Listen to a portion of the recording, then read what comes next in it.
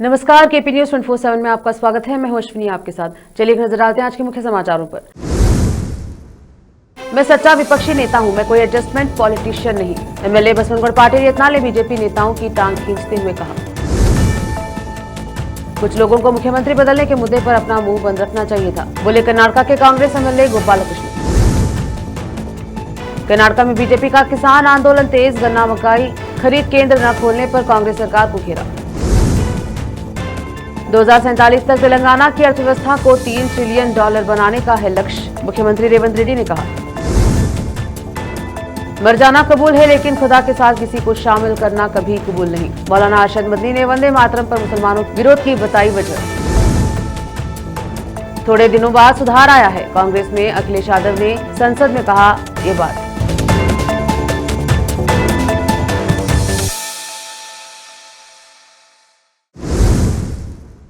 अब समाचार विस्तार से।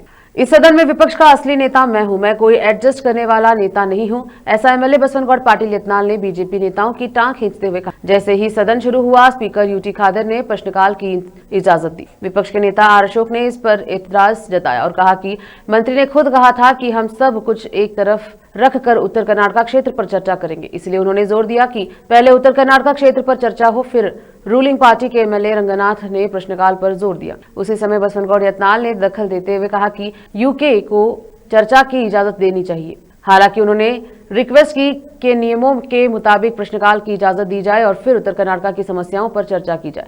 इसी बीच एमएलए यत्नाल ने सदन में अपनी सीट बदल ले जाने पर नाराजगी जताई। उन्होंने सवाल किया कि हम सभी सीनियर एमएलए हैं लेकिन हमें पीछे कर दिया गया है, यह कैसा इंसाफ है। इस समय बीजेपी ने यत्नाल को अनाथ बना दिया, हम उनके साथ खड़े रहेंगे, कांग्रेस एमएलए रंगनाथ ने चिल्लाते हुए कहा।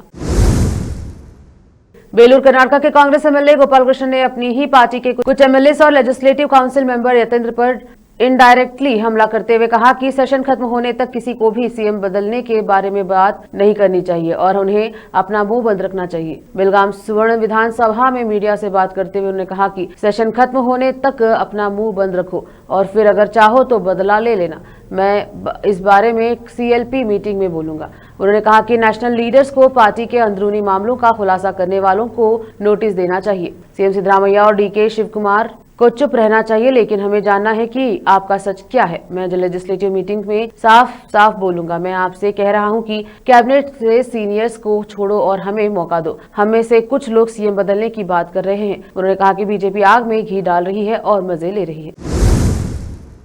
भाजपा ने कर्नाटका में बड़ी संख्या में किसानों के साथ विरोध प्रदर्शन किया। पार्टी ने कांग्रेस सरकार की कथित किसान विरोधी नीतियों की निंदा की। इस प्रदर्शन में कर्नाटका बीजेपी अध्यक्ष बीवाई विजेंद्र, विधानसभा में नेता प्रतिपक्ष आर अशोक, विधान परिषद में नेता प्रतिपक्ष चलवड़ी नारायण स्वामी सहित कई विधायक, विधान परिषद सदस्य और वरिष्ठ नेता शामिल हुए। बीजेपी नेताओं ने कहा है कि यह विरोध राज्य से जुड़ा मुद्दों और कांग्रेस सरकार की विफलताओं को उजागर करने के लिए आयोजित किया गया है। प्रदर्शनकारियों ने आरोप लगाया है कि मुख्यमंत्री सिद्धरामैया के नेतृत्व वाली सरकार ने किसानों की परेशानी को नजरअंदाज कर दिया है।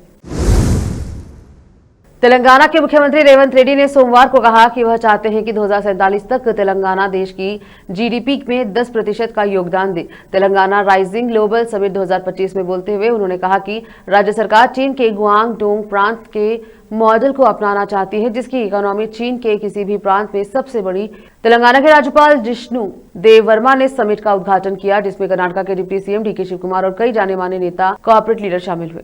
सीएम ने कहा कि उनकी सरकार का लक्ष्य 2034 तक तेलंगाना को $1 ट्रिलियन और 2047 तक $3 ट्रिलियन का अर्थव्यवस्था बनाना है। उन्होंने कहा कि हम भारत की आबादी का लगभग 2.9% है, लेकिन देश की जीडीपी में लगभग 5% का योगदान देते हैं। 2047 तक मैं भारत की जीडीपी में 10% का योगदान देना चाहता हूं। रुकते हैं, समाचारों का सिलसिला लेते हैं छोटा सा ब्रेक।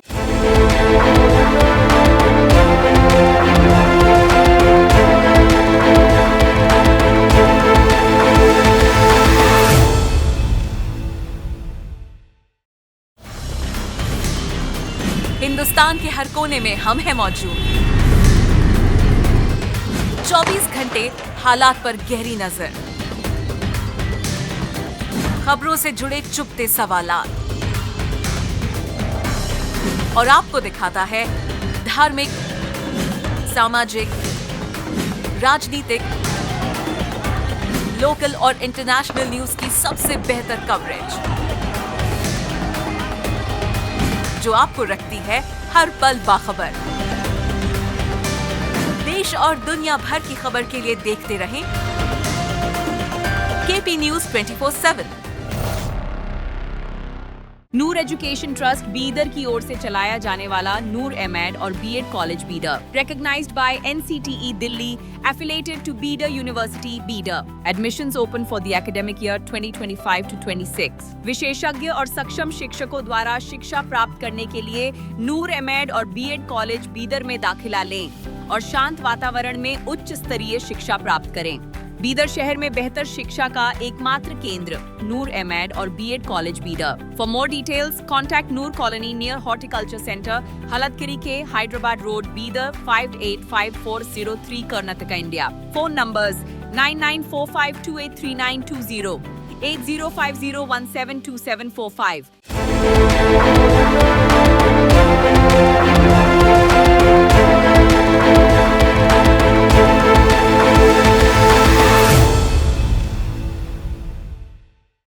ब्रेक के बाद स्वागत है आपका, देखते हैं समाचार।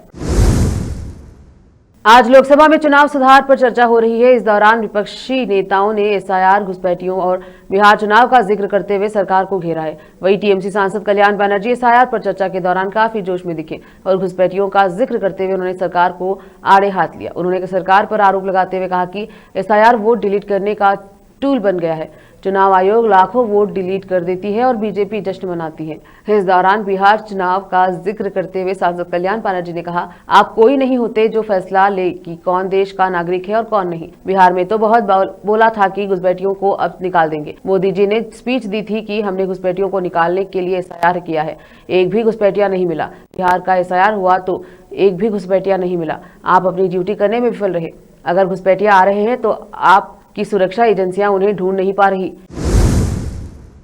वंदे मातरम पर संसद में चर्चा के बीच मौलाना अरशद मदनी का इस पर बड़ा बयान सामने आया है। जमीयत उलेमा ए हिंद के अध्यक्ष मदनी ने जो वजह बताई जिसके कारण मुसलमान इसे कबूल नहीं कर सकते। मदनी ने सोशल मीडिया पोस्ट में कहा, किसी शख्स के वंदे मातरम बोलने या गाने पर हमें हरगिज कोई एतराज नहीं है, लेकिन मुस्लिम सिर्फ एक अल्लाह ही की इबादत करता है। मुसलमान अल्लाह के अलावा इबादत में किसी अन्य को शामिल नहीं कर सकता। वंदे मातरम का अनुवाद शिर्क से जुड़ी मान्यताओं पर आधारित है। मदनी ने लिखा कि वंदे मातरम के 4 छंदों में देश को देवतुल्य मानकर इसकी तुलना की दुर्गा माता से की गई है। पूजा के शब्दों का इस्तेमाल है। वंदे मातरम का मतलब ही है माँ मैं तेरी पूजा करता हूँ। यह मुसलमानों के धार्मिक विश्वास के खिलाफ है। किसी को इस्लाम की आस्था के खिलाफ कोई नारा या गीत गाने को मजबूर नहीं कर सकते।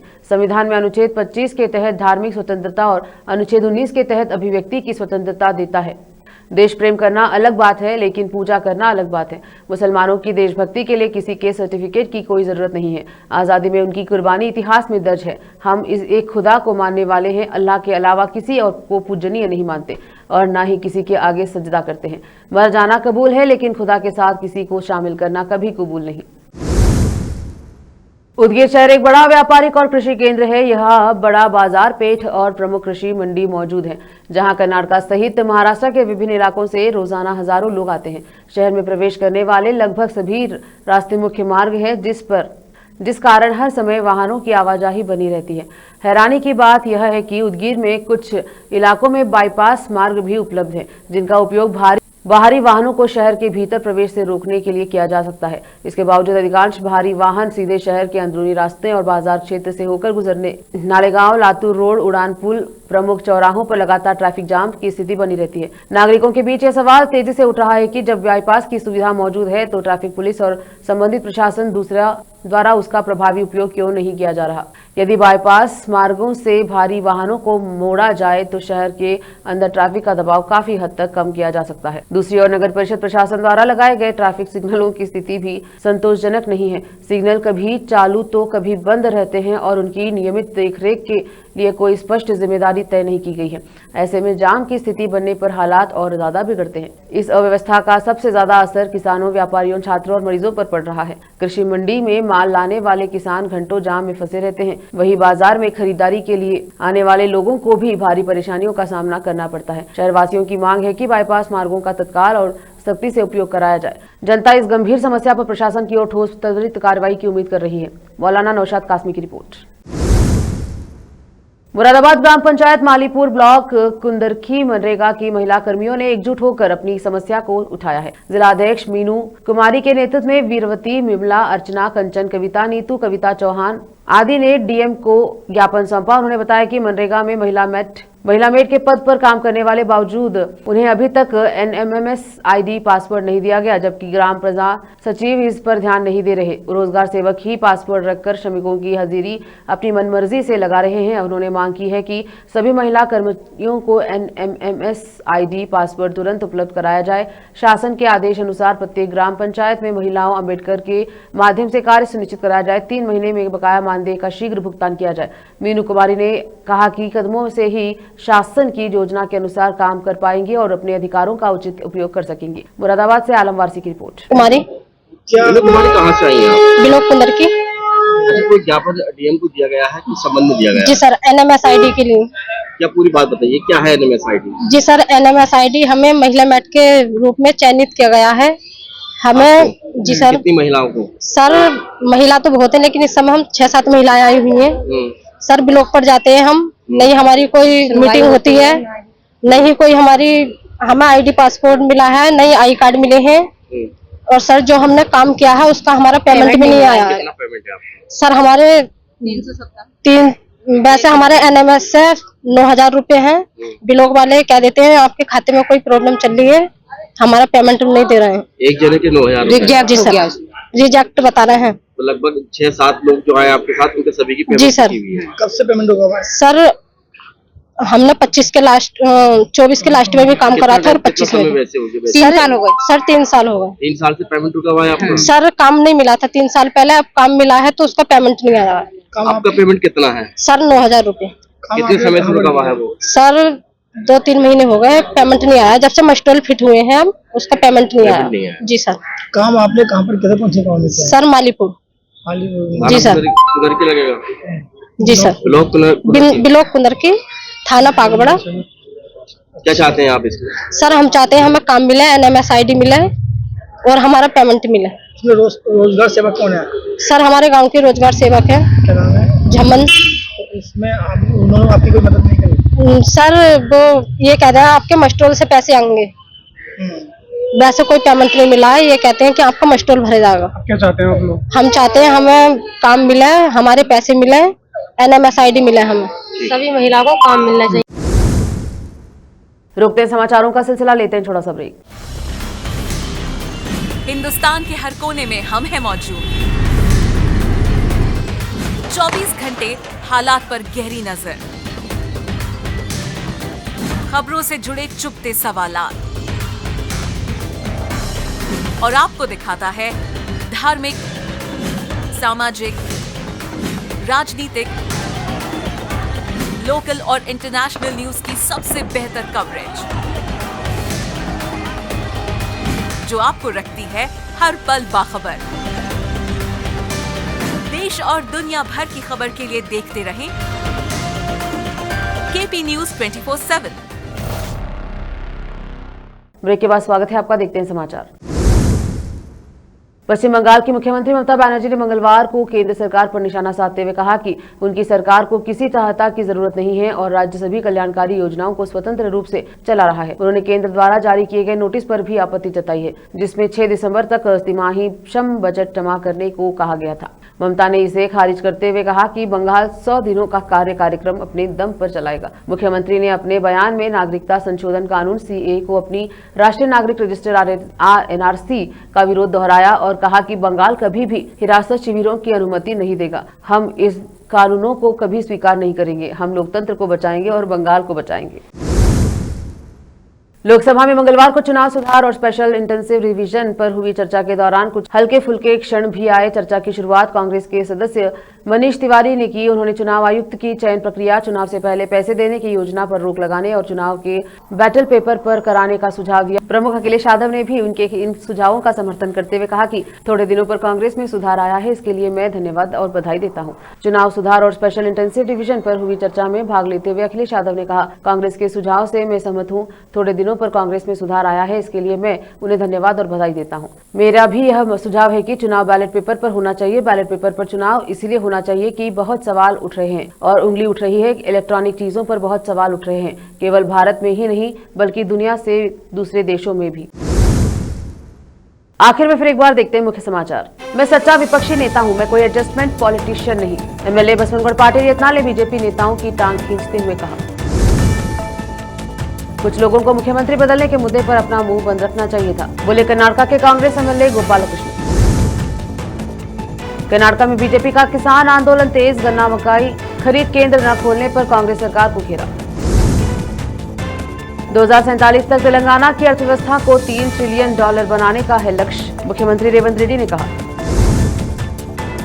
मर जाना कबूल है लेकिन खुदा के साथ किसी को शामिल करना कभी कबूल नहीं, मौलाना अरशद मदनी ने वंदे मातरम पर मुसलमानों के विरोध की बताई वजह। थोड़े दिनों बाद सुधार आया है, कांग्रेस में अखिलेश यादव ने संसद में कहा ये बात।